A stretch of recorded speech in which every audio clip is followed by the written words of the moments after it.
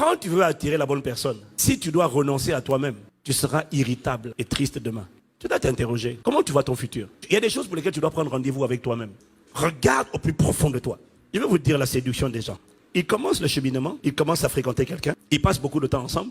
Le problème, c'est que dans tous les cas, le quotidien rapproche les hommes. L'âme s'attache facilement. L'âme, c'est là qu'il y a l'amitié, c'est là qu'il y a l'éducation.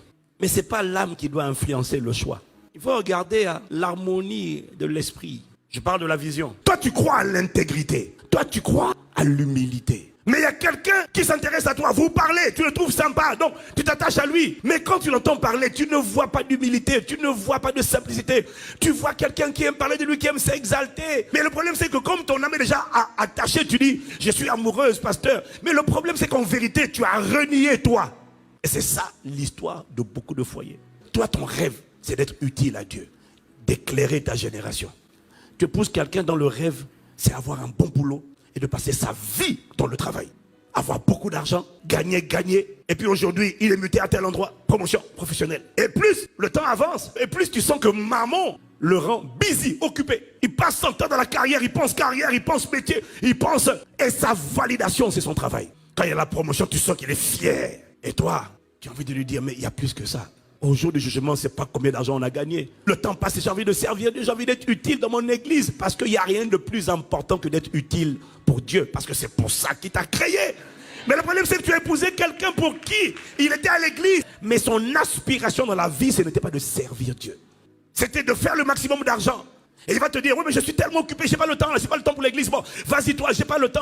Ah, si tu es marié, mais tu es malheureuse. Tu t'es marié, mais tu ne partages rien avec lui. Tu as épousé un homme qui ne pense que carrière. Mon frère, le pasteur, il est directeur général. C'est un poste qui est à la fois politique, économique, stratégique pour la nation. Il aurait pu dire, je suis tellement occupé. Je n'ai pas le temps pour l'œuvre de Dieu. Je n'ai pas le temps.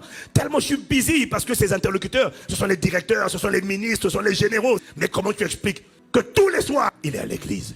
Tous les week-ends, il est à l'église. Et il fait des sorties d'évangélisation tous les week-ends. Et lui-même, il sort, il va évangéliser. Tout le temps.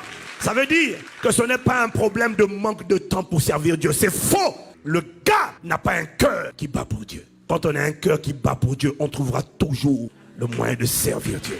Prends rendez-vous, regarde d'abord qu'est-ce que je désire. Si toi, ton rêve, c'est pendant que je brille dans le monde, je sois utile dans la maison de Dieu, et que tu te connectes à quelqu'un sans avoir vérifié ce critère-là. Ou alors, comme on est attaché, on parle bien, il est sympa. On n'épouse pas quelqu'un parce qu'il est sympa. Oh, il est gentil. On n'épouse pas quelqu'un parce qu'il est gentil. Il est poli. On n'épouse pas quelqu'un parce qu'il est poli. On épouse quelqu'un parce qu'on partage les mêmes rêves, les mêmes aspirations, le même feu, les mêmes convictions, les mêmes valeurs, les mêmes vertus. Toi, tu respectes l'autorité. Tu n'as pas envie d'épouser quelqu'un qui passe son temps à critiquer les gens. Tu vas avoir l'impression d'avoir épousé un étranger. Mais pourquoi tu critiques tout le temps? Non, mais les gens, les pasteurs, c'est des faux d'idées. Les gens sont fous. Ouais, mais tu sais, moi, ça me dérange parce que tu risques d'exposer notre foyer à la malédiction. Parce qu'à force de parler mal des gens, c'est une malédiction. La Bible dit que la vie et la mort sont au pouvoir de ta langue. Ta langue, là, peut te tuer. Mais ça ne va pas te tuer toi, mon mari seulement, ou toi, ma femme. Ça va nous tuer tous et nos enfants vont prendre feu à cause de ta bouche. Parce que ta bouche devient la porte ouverte de Satan dans ma maison. Il y a beaucoup de signes que tu devrais voir, mais tu ne vois pas juste parce que, non, mais il est sympa. Hein? C'est pas tout d'être sympa. Qu'est-ce qu'il y a au plus profond de moi? Écoute-moi, mieux vaut être encore un peu de temps célibataire que d'être deux mariés et de rentrer dans l'enfer pour ton âme. Où ton âme finalement est déçue, est découragée, est frustrée et amère. Quand l'esprit ne connecte pas, la déception va rentrer et va balayer du revers de la main ce que tu appelais amoureuse ou amoureux. Un jour, tu vas lui sortir au cours d'une dispute.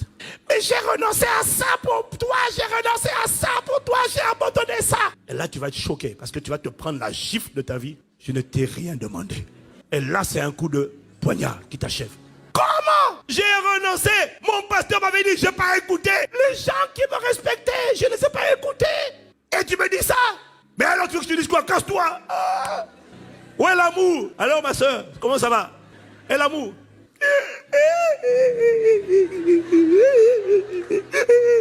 Ne te renie pas. Garde tes valeurs. Et ça ne t'arrive pas au nom de Jésus.